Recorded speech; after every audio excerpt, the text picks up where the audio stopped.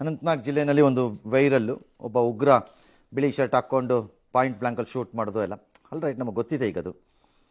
ಈ ಉಗ್ರ ಅದಿಲ್ಲಿ 18ರಲ್ಲಿ ಪಾಕಿಸ್ತಾನಕ್ಕೆ ಸ್ಟೂಡೆಂಟ್ ವೀಸಾಲ್ ಹೋಗಿದ್ದ, ಕಾನೂನು ಪ್ರಕಾರ ಹೋಗಿದ್ದಾನೆ ಇವನು. ಅಲ್ಲೋಗಿ ಟ್ರೈನಿಂಗ್ ತೊಗೊಂಡು ವಾಪಸ್ ಬಂದಿರೋದು ಕಂತ್ರಿ. ಈಗ ಅವ್ನ ಮನೆ ಬಿಡಬಾರ್ದು. ಅವನ ಮನೆ, ಅವ್ರ ಅಪ್ಪನ ಮನೆ, ಅವ್ರ ಅಮ್ಮನ ಮನೆ, ಅವ್ರ ತಾತನ ಮನೆ, ಅವ್ರ ಅಜ್ಜಿ ಮನೆ, ಅವ್ರ ಅಣ್ಣನ ಮನೆ, ಅವ್ರ ತಂಗಿ ಮನೆ ಎಲ್ಲ ಹೊಡೆದಾಕ್ಬೇಕು. ಎಲ್ಲ ಆಸ್ತಿ ಮುಟ್ಟುಗೋಲ್ ಹಾಕೋಬೇಕು. ನೋ ಮುಟ್ಟುಗೋಲ್. ಆಸ್ತಿ ಹಿಡ್ಕೊಂಡು ನಾವೇನು ದೇಶ ಕಟ್ಟಬೇಕಾ? ಅಲ್ಲ, ಜಾಗ ಈಗೆಲ್ಲ ಹೊಡೆದಾಕ್ಬಿಟ್ಟು ಎಲ್ಲ ಹೊಡೆದಾಕ್ಬೇಕು, ಹೊಡೆದಾಕ್ತಾ ಇರ್ಬೇಕು ಸುಮ್ಮನೆ. ಸೇಮ್ ಇಲ್ಲುವೆ ನಾನು ಪದೇ ಪದೇ ಹೇಳ್ತಾ ಇದ್ದೀನಿ, ಬೆಂಗಳೂರಲ್ಲಿ ಯಾವನಾದರೂ ಹಮಾಸು ಪಮಾಸ್ದು ಹಿಂಗೆ ಎತ್ತದ್ರ ಮೇಲಕ್ಕೆ ಪೋಸ್ಟರ್ನ ಅವ್ನ ಮನೆ ಹೊಡೆದಾಕ್ಬೇಕು. ಬಟ್ ಇಲ್ಲಿ ರಾಜಕಾರಣಿಗಳು ಮಾಡಲ್ಲ. ಯಾಕೆ ಮಾಡಲ್ಲ? ಮಾಡೋ ರಾಜ್ಯದಲ್ಲಿ ಮಾಡೋಣ, ಬೇರೆ ಕಡೆ ಮಾಡದೇ ಇದ್ದಾಗ ಹಿಡ್ಕೊಂಡು ಬೆಂಡೆತ್ತಾನ. ಏನು ಸಿದ್ದರಾಮಯ್ಯ ಪರ್ಮನೆಂಟಾ? ಸರಿ, ಈ ಮಧ್ಯೆ ಪಾಕಿಸ್ತಾನ ಜೊತೆ ಯುದ್ಧ ಅನಿವಾರ್ಯತೆ ಇಲ್ಲ, ನಾನು ಯಾವತ್ತೂ ಅದ್ರ ಪರ ಇಲ್ಲ ಅಂತೆಲ್ಲ ಸಿದ್ದರಾಮಯ್ಯನವರು ಹೇಳಿದ್ದಾರೆ. ಫಸ್ಟ್ ಆಫ್ ಆಲ್ ಚೀಫ್ ಮಿನಿಸ್ಟರ್ಗೆ ಅಧಿಕಾರದಲ್ಲಿ ಇರ್ತೀನಾ ಇರಲ್ವಾ ಅನ್ನೋ ಗ್ಯಾರಂಟಿ ಇದೆಯೋ ಅಲ್ವಾ? ಇದೆ ಅವ್ರಿಗೆ, ಮೋಸ್ಟ್ಲಿ ನಾನು ಇರ್ತೀನಿ ಅಂತ.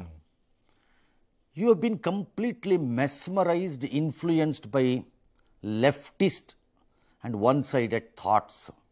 ನಿಮ್ಮ ಆಲೋಚನೆಗಳನ್ನು ಒಂದು ರೀತಿ ಕರಪ್ಟ್ ಮಾಡಿಬಿಟ್ಟಿದ್ದಾರೆ ಅನ್ಸತ್ತೆ ನನಗೆ. I am not saying you don't oppose Modi, you oppose Modi, that's your politics. But your thoughts corrupt ಆಗೋಗಿದೆ ಕಂಪ್ಲೀಟ್ಲಿ. ಯುದ್ಧ ಮಾಡ್ತೀವಿ ಅಂತ ಸಿದ್ದರಾಮಯ್ಯನವ್ರಿಗೆ ಹೇಳಿರೋರು ಯಾರು? Has anybody in India ಹೇಳಿದಾರ?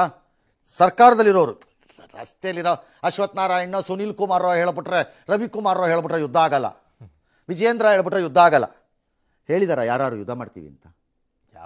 ಯಾರು ಹೇಳಿದ್ದಾರೆ? ನಂಬರ್ ಒನ್, ಎಲ್ಲರಿಗೂ ಗೊತ್ತು ಯುದ್ಧ ಲಾಸ್ಟ್ ಆಪ್ಷನಲ್ಲಿ ಇರುತ್ತೆ ಅಂತ. ಆದರೆ ಆ ಲಾಸ್ಟ್ ಆಪ್ಷನ್ ನನಗೆ ಬೇಡವೇ ಬೇಡ ಅಂತ ಹೇಳಕ್ ಬರಲ್ಲ. It should be on table.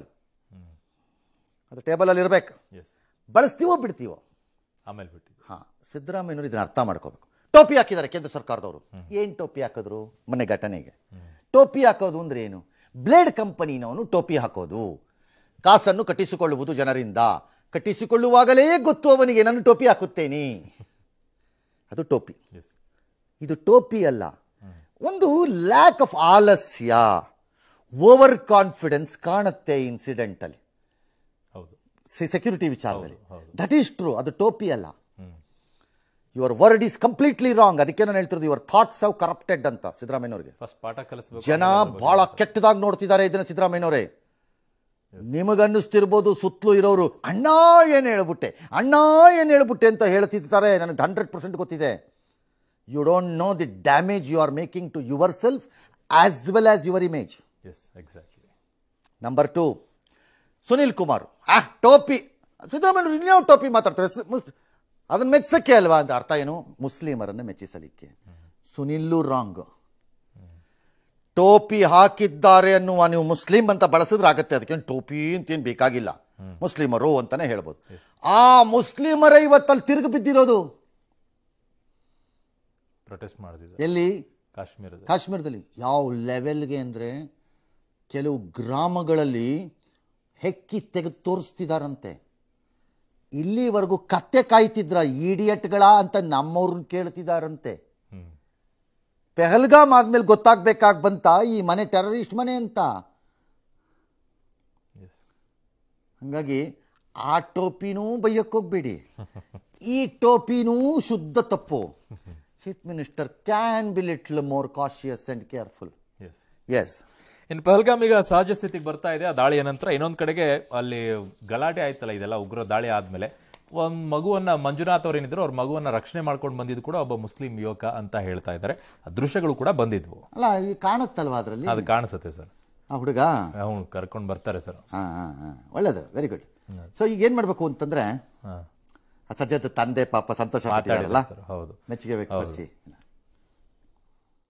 ಅದಕ್ಕೆ ಪಹಲ್ಗಾಮ್ನಲ್ಲಿರುವಂಥ ಮಾರ್ಕೆಟ್ ಹೇಗೆ ಓಪನ್ ಆಗಿದೆ, ಇಲ್ಲಿನ ಜನರು ಅಥವಾ ಇಲ್ಲಿನ ವ್ಯಾಪಾರಿಗಳು ಹೇಗೆ ಜನರನ್ನ ನಿರೀಕ್ಷೆ ಮಾಡ್ತಾ ಇದ್ದಾರೆ, ಪ್ರವಾಸಿಗರನ್ನ ನಿರೀಕ್ಷೆ ಮಾಡ್ತಿದ್ದಾರೆ ಅನ್ನುವಂಥದ್ದನ್ನ ನಿಮಗೆ ತೋರಿಸ್ತೀನಿ.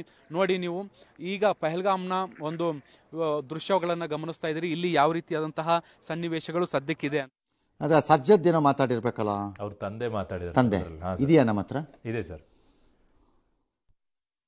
काम तो अच्छा किया, वो तो हमारे हिंदुस्तान को पता चलेगा इसने बुरा काम किया है कि अच्छा काम किया है, उसको खुद पता चलेगा। होटल से पानी लाया है, उसको पिलाया है, बस ये हमारा फर्ज बनता है बस। ಈಗ ನಮ್ಮಲ್ಲಿ ಮೃತಪಟ್ಟವ್ರಿಗೆ ನಾವು ಪರಿಹಾರ ಕೊಡ್ತೀವಿ, ಈ ತರ ಕೇಂದ್ರ ರಾಜ್ಯ ಎಲ್ಲ ಕೊಡ್ತೀರಿ, ಹೌದು, ಗಾಯ ಆದವ್ರಿಗೂ ಕೊಡ್ತೀರಿ. I want somebody to start a new scheme including the honourable prime minister and home minister. ಯಾರ್ಯಾರು ಈ ರೀತಿಯ ಕೆಲಸಗಳನ್ನು ದಿನ ಮಾಡಿದ್ದಾರೆ ಅವರಿಗೆ ಬಹುಮಾನದ ರೂಪದ ಪರಿಹಾರಗಳನ್ನು ಕೊಡಕ್ಕೆ ಸ್ಟಾರ್ಟ್ ಮಾಡಿ. ಸ್ಟಾರ್ಟ್ ಮಾಡಿ. ಈಗ ಅವ್ನು ಎತ್ಕೊಂಡ್ಬರ್ತಿದ್ದಾನಲ್ಲ, ಅವನಿಗೆ 5 ಲಕ್ಷ ರೂಪಾಯಿ ಕೊಡ್ಬೇಕು. ಒಂದು ಅಂಗಡಿ ಮಾಡ್ಕೋ, ಒಂದು ಬಿಸ್ನೆಸ್ ಮಾಡ್ಕೋ, ವೆಲ್ ಡನ್ ಅಂತ ಸ್ಟಾರ್ಟ್ ಮಾಡ್ಬೇಕು. ಇದನ್ನ ಬರೀ ಸತ್ತವ್ರಿಗೆ ಕೊಡೋದಲ್ಲ, ಗುಂಡೋಡ್ಸ್ಕೊಂಡು ಗಾಯ ಮಾಡ್ಕೊಂಡವ್ರು ಕೊಡೋದಲ್ಲ, ಅವ್ರಿಗೆ ಕೊಡ್ಬೇಕು. We should encourage these thoughts ಅನ್ನ. ಗೊತ್ತಿಲ್ಲ ಯಾರು ಮಾಡ್ತಾರ ಬಿಡ್ತಾರ. ಸರಿ, ಭಾರತ ಹೇಳಿತ್ತು ಎಲ್ಲ ಖಾಲಿ ಮಾಡ್ಕೊಂಡು ಹೋಗಿ ಅಂತ. 191 ಜನ ಹೋಗಿದಾರಂತೆ, ನಮ್ಮವರು ಒಂದು 280 ಜನ ವಾಪಸ್ ಬಂದಿದ್ದಾರಂತೆ. ಕೆಲವರೇನೋ ಇಲ್ಲಿ ವಧು ಅಲ್ಲಿ ವರ ಡ್ಯಾಶು ಡ್ಯಾಶು ಅಂತ ಬುರ್ಡೆ ಕತೆ ಬಿಡ್ತಾವ್ರಂತೆ. ಅವೆಲ್ಲ ಏನು ಮಾಡೋಕ್ಕಾಗಲ್ಲ. ವಧು ಆದರೂ ಅಷ್ಟೇ, ವರ ಆದರೂ ಅಷ್ಟೇ. ವಧು ಅಲ್ಲಿರಲಿ, ವರ ಇಲ್ಲಿರಲಿ ಅಷ್ಟೇ, ಏನು ಮಾಡೋಕ್ಕಾಗಲ್ಲ.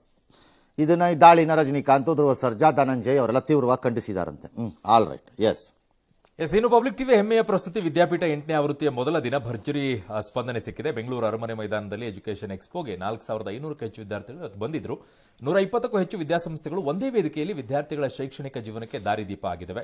ಕಾರ್ಯಕ್ರಮವನ್ನು ಪಬ್ಲಿಕ್ ಟಿವಿ ಮುಖ್ಯಸ್ಥರಾದಂಥ HR Ranganath sir, garden city university chancellor doctor VJ Joseph ಅವರು, Rama university VC doctor Kuldeep Kumar Raina ಅವರು, ಕೇಂಬ್ರಿಡ್ಜ್ ಇನ್ಸ್ಟಿಟ್ಯೂಟ್ನ ಚೇರ್ಮನ್ ಡಾಕ್ಟರ್ DK ಮೋಹನ್ ಅವರು, ರೇವಾ ವಿವಿಯ ಚಾನ್ಸಲರ್ ಡಾಕ್ಟರ್ P ಶಾಮರಾಜ್ ಅವರು ಉದ್ಘಾಟನೆ ಮಾಡಿದರು. ಮೊದಲ ದಿನದ ಎಕ್ಸ್ಪೋನಲ್ಲಿ ಸಿಇಟಿ ಕಾಮೆಡ್ಕೆ ಕುರಿತು ಕೆಇಎ ಕಾರ್ಯನಿರ್ವಾಹಕ ನಿರ್ದೇಶಕರಾದಂಥ ಪ್ರಸನ್ನ ಅವರು ಮತ್ತೆ ಕಾಮೆಡ್ಕೆ ಪ್ರಕ್ರಿಯೆ ಬಗ್ಗೆ ಡಾಕ್ಟರ್ ಕುಮಾರ್ ಅವರು ಮಾಹಿತಿ ಕೊಟ್ಟರು. ಪ್ರತಿ 1 ಗಂಟೆಗೆ 1 ಬೈಸಿಕಲ್ ಮತ್ತು 3 ಲ್ಯಾಪ್ಟಾಪ್ ಬಂಪರ್ ಗಿಫ್ಟ್ ಕೊಡಲಾಗಿದೆ. ಮೊದಲ ದಿನ 6 ವಿದ್ಯಾರ್ಥಿಗಳು ಬಂಪರ್ ಬೈಸಿಕಲ್ ಅನ್ನು ಪಡ್ಕೊಂಡ್ರು, ಇನ್ನು 2 ಲ್ಯಾಪ್ಟಾಪ್ ಕೂಡ ಪಡ್ಕೊಂಡ್ರು. ವಿದ್ಯಾರ್ಥಿಗಳು ಮತ್ತು ಪೋಷಕರಿಗೆ ಫನ್ ಗೇಮ್ ಕೂಡ ಆಡಿಸಲಾಯಿತು. ನಾಳೆ ಸಂಜೆವರೆಗೂ ಕೂಡ ಎಕ್ಸ್ಪೋ ಇರುತ್ತೆ, ಬನ್ನಿ ನೀವು ಕೂಡ ನೋಡಿ. ಫ್ಯೂಚರ್ ಇರೋದು ನಮ್ಮ ಯೂನಿವರ್ಸಿಟಿಗಳ ಒಳಗಡೆ. Because degree is gone, forget it. In 20 colleges ನೋಡಿದೀವಿ.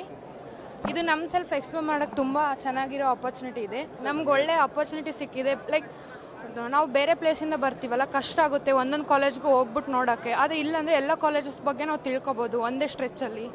ಕೇಳ್ತಾ ಇದ್ದೇವೆ, ಎಲ್ಲ ಇನ್ಫಾರ್ಮೇಷನ್ ಕೊಡ್ತಾ ಇದ್ದಾರೆ. ನಮ್ಮ ಮಗನಿಗೆ ಅಡ್ಮಿಷನ್ ಅಂತ, ಅವನು ಇವಾಗ 2nd ಇಯರ್ ಆಯಿತು. ಈಗ ಇಂಜಿನಿಯರಿಂಗ್ ಕಂಪ್ಯೂಟರ್ ಸೈನ್ಸ್ ಅದು ENC ನೋಡ್ತಾ ಇದ್ದೇವೆ. ಸುಮ್ಮನೆ ಜನ ಜಾಸ್ತಿ ಇದ್ದಾರೆ, ಅಭೂತವಾಗಿದೆ ಅಂತೆಲ್ಲ ಹೇಳ್ಬಿಡೋದು ಸುಲಭ ಅಲ್ಲ. ನಾನೇ ನೋಡ್ಕೊಂಬಂದೆ, ನಿಜವಾಗ್ಲೂ ಸಿಕ್ಕಾಪಟ್ಟೆ ಜನ ಇದ್ದಾರೆ. ಬಂದಿದ್ದಾರೆ. ಅದು 128 ಅತಿ ದೊಡ್ಡದಂತೆ. ಅಂದರೆ ಅರ್ಥ ಏನು, ವ್ಯಾಲ್ಯೂ ಇದೆ ಆ ಮೇಳಕ್ಕೆ ಅಂತ ಅರ್ಥ. ನಾಳೆ ಒಂದಿನ ಇದೆ, ಸ್ವಲ್ಪ ಪುರ್ಸೊತ್ತು ಮಾಡ್ಕೊಂಡು ಹೋಗಿ ಬನ್ನಿ ಯಾರ್ಯಾರಿಗೆ ಬೇಕೋ ಅವರು. ಕ್ಯಾಥೋಲಿಕ್ ಧರ್ಮಗುರು ಪೋಪ್ ಫ್ರಾನ್ಸಿಸ್ ಅಂತ್ಯಕ್ರಿಯೆ ಆಯಿತು. 4 ಕಿಲೋಮೀಟರ್ ದೂರದಲ್ಲಿರುವ ರೋಮ್ನ ಬೆಸಲಿಕಾ ಡಿ ಸಂತ ಮರಿಯಾ ಅಲ್ಲಿ ಮಾಡಿದ್ರು. ಸಂತ ಮರಿಯಾ ಪ್ರದೇಶ ಅಂತಂದರೆ ಹಿಂದಿನ ಕಾಲದಲ್ಲಿ ಅದು ಬಡವರ ಪ್ರದೇಶ. ಅಲ್ಲಿ ಜೀತದಾಳಗಳನ್ನು ಹೂಳೋದಕ್ಕೆ ವ್ಯವಸ್ಥೆ ಮಾಡ್ತಿದ್ದಿದ್ದ ಜಾಗ. ಆ ಜಾಗನ ಪೋಪ್ ಆಯ್ಕೆ ಮಾಡ್ಕೊಂಡಿದ್ದಾರೆ. ನನ್ನನ್ನು ಅಲ್ಲಿ ಹೋಳಿ ಅಂತ ಒಂದು ಆರ್ಡಿನರಿ ಮರದ ಇದರಲ್ಲಿ ಪೆಟ್ಟಿಗೆನಲ್ಲಿ, ತುಂಬ ದೊಡ್ಡ ದೊಡ್ಡ ಥರ ಹಿಂದಿನ ಪೋಪ್ದೆಲ್ಲ ಇಲ್ಲ. ಮತ್ತು ನನ್ನನ್ನು ಎತ್ತರದಲ್ಲಿ ಹಿಡ್ಕೂಡುದು, ಜನಸಾಮಾನ್ಯರ ರೀತಿ ನನ್ನ ನೆಲದ ಮಟ್ಟದಲ್ಲೇ ನೀವು ಮುಗಿಸ್ಬೇಕು ಅಂತ ಅವ್ರದ್ದು ಆದೇಶ ಇತ್ತು. ಆ ಪ್ರಕಾರನೇ ಮಾಡಿದ್ರು. ಇಡೀ ರೋಮ್ ಸಿಟಿನಲ್ಲಿ ಆ 4 ರಿಂದ 6 ಕಿಲೋಮೀಟ್ರ್ ಅದು ಹೋದಾಗ ಅಭೂತಪೂರ್ವವಾದ ಜನ. ಸುಮಾರು 4 ರಿಂದ 5 ಲಕ್ಷ ಜನ ನಿಂತಿದ್ರು ರೋಡ್ ಸೈಡಲ್ಲಿ ಅಂತ ಒಂದು ವರದಿ. ಭಾರತದ ಪರವಾಗಿ ದ್ರೌಪದಿ ಮುರ್ಮು ನಮ್ಮ ರಾಷ್ಟ್ರಪತಿಗಳು ಅಲ್ಲಿ ತೆರಳಿದ್ರು, ಗೌರವವನ್ನು ಸಲ್ಲಿಸಿದ್ರು.